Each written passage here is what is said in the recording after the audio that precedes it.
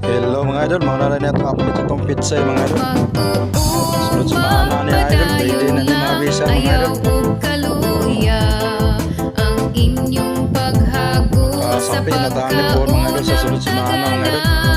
Matag adlaw kamo amo ang gikinahanglan. Wala ka matanggi mga idol, pero malakas sa mga ano mga idol. Angay pasalamatan. 3 weeks pa nito mga idol sa Lunes.